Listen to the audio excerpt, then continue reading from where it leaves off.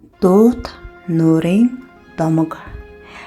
Эрт дээр цагт нэгэн бяцхан жаал цаг ямагт дууд нуурын хөвөнд тоглон наадаж өдрийг өнгөрөөдөг байжээ. Нэгэн удаа нуурын ирэг дээр тоглож байтал нуурын дунд нэгэн зүйл зогсож байхыг хараад ихэд гайхан сониучилж ойроос харах гэж хичээж байгаад живж осолдонгоо алдаж гин. Хүн болгон тэр зүйлийг хараад айж сандарч хамаг хурдаараа зүгтдэг байхад жаалхүү сониучлан ирэхдээ ийм байлдалд хүрч буйг савдаг харан бяцхан жаалыг нуурын ирэг дээр гаргаж амийг нь аварчээ. Тэр цагаас хойш хүү нуур руу ирж цагийг өнгөрөөх нь улам ихсэж өдөр болгон шахуу байх ба нуурын савдаг жаалхүүг ирэх болгонд нь нууцаар харж байнга ажигладаг болжээ. Хүү эрийн цээнд хүрч ховрхон үзэгдэх болсон ч нуурын савдаг түүний ирэх зүг рүү гордлогын нүдээр өдөр шөнөгүй ширцээр өв тэгш биехаа хиндэж гологдохооргүй зүсцээрээ эсгэрэн дуулах дуу хоолой нь нутгийн олны сэтгэлийг баясгаж нүдийг хужирладаг сайхан залуу болсон байлаа. Нутгийн олон гэлтгүй түүний сайхан хоолойд нуурын савдагч дассан байв. Гэвч хүмүүсийн айдсыг төрүүлэм төрөх аимшигт бүдүүн дуу хоолой түүнтэй ярилцах боломжгүйдээ нуурын савдаг шаналн өдөш болгон уйлж нуурыг цалгиулан урамддаг байжээ. Нэгэн өдөр залуу эрт цэргийн алба хаахаар нутгаасаа холдон явжээ.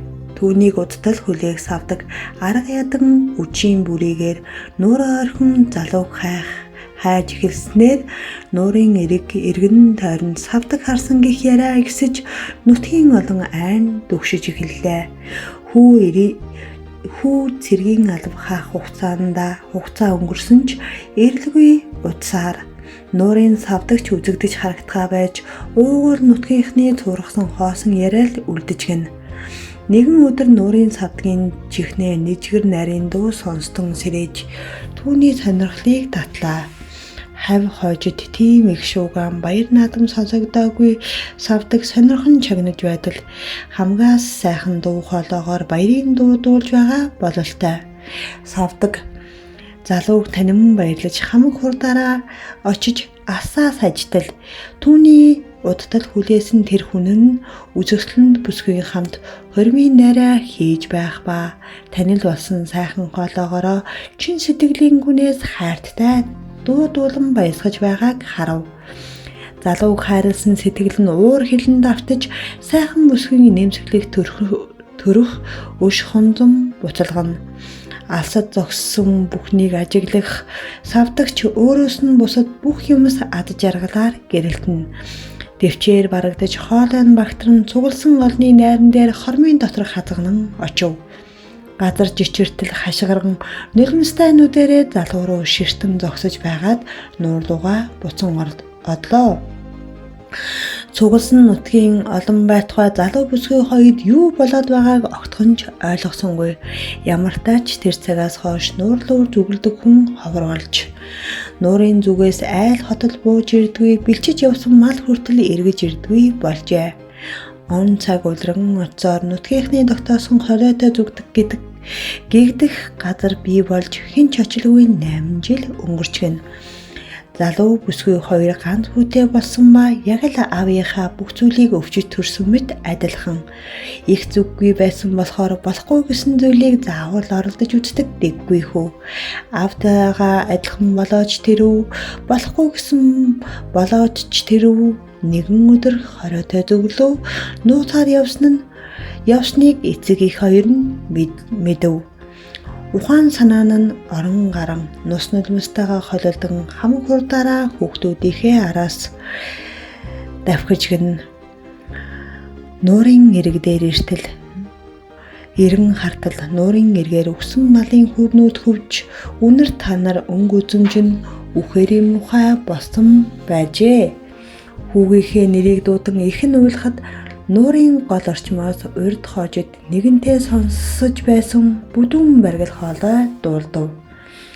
Хүний зовлон шаналд баясаж буй мэд хөхөрч инээж байх нь чангарч энэ тэндгүй цуурайтна. Бүсгүй залуу хоёрын айх сандрах зэрэгцэн адуу мал нь булиглан хаяж одлоо. Залуу өвдөг дээрээ сүгдэн уйлан гуйжгэн. Миний хүүг өгчих, миний ганц нуган үрийг минь л өгчих гэжгэн. Тэгтэл тэртээ алсаас ингэж хэлж байна. Өөрийнхөө хормын найран дээр чин сэтгэлийн гүнээс гэргийгээ харан дуулж байснаа санаж байна уу? Яг одоо тэр мөч шигээ чин сэтгэлийн гүнээс тайтгартал дуудвал гэжгэн. Залуу гайхаж бас ойлгохгүй байсан ч хамгийн сайн чаддаг зүйл нь тул юугч ууртал дуудуулан савдгийг аргадан тайтгаруулж гинэ. Савдаг дууг нь сонсоод уйраад ингэж хэлсэн гин. Чи өдөр болгон ирж надад дуудуулж өг. Өдөр болгон надад харагдаж байна гэж амал. Тэгвэл би одоо хүүхдий чин өгье гэжгэн. Залууч ам тангараг өгч хэлсэн бүхнийг тань хий гэж сүгдэн гуйсаар үгээ авав. Хүүхдээ тэрвэн хөлийн хурдаар аль болох холдож гин. Тэр гурав гэрлүүгөө явж оцсон даруйдаа жим бэлтгэн нүүн оджээ. Харин амлсан ёсоор ирэх ёстой хэмээн савдаг залуу хүлээн суулаа. 2 хоног өнгөрөвч бас л ирсэнгүй 7 хоног хүлээж гин хэн нэгний бараа сураг харалгүй өнгөрөөсөн 7 хоног байлаа. Тэсэлгүй хилэгнэн хотод айл руу очтол хинч байсангүй. Нутгийнхан бүгд нүүсэн байжээ. Тэр цагаас хойш нуур бараадан нүүдлэж ирсэн айлын хүүхэд тогтохгүй эсвэл ор сурггүй алга болдог болж гин. Хүүхдээ хайсан хүмүүсийн тоо олшиж шүнжин уйлалдах туу сонсдог болж гин. Хэдий хүүхэд нь алга болоод удсан ч хүүхдээ алдсан хүмүүс тэндээс явдгүй байжээ. Учир нь 7 хоногт нэг удаа хүүхдийнх нь уйлах туу чангад иргэдэн сонсогддог юм гин.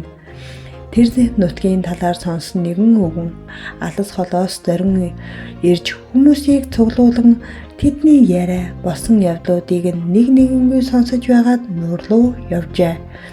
Хүмүүс ч гайхан учир битүүлэг түүний яах гээд байгааг нь ойлгохгүй хоцорлоо. Хэсэг бүлэг хүмүүс өвгнийг даган асаас ажиглаж байв. Хэрэг дурлсан хүмүүс эргэж ирэн инхүү ярав. Бидэн дээр ирээд явсан өвгөн ах нуурын иргэдээр зогсолтгүй 6 хоног дуулж суугаа. Гэхдээ их гоё дуулдаг өвгөн байна лээ. Юуны учир ингэж байгааг мэдэхгүй юм да хэмээн санаа алдна. Маргааш шөнө нь алга болсон хүүхдүүд яг хэвээрээ хаанаас ч гараад ирж гин. Хүн болгон хөл хөөр болж юу тохиолдож ямар зовлон туусныг нь асууж шалгаасан хүмүүс хаасайгүй байсан ба нуурын иргэдээр 7 хоног дуулсан үнийг хинч санаагүй юм гэдэг. Тэр цагаас хойш дахиж савдаг харсан гэх яриа гараагүй юм гэдэг гинлээ.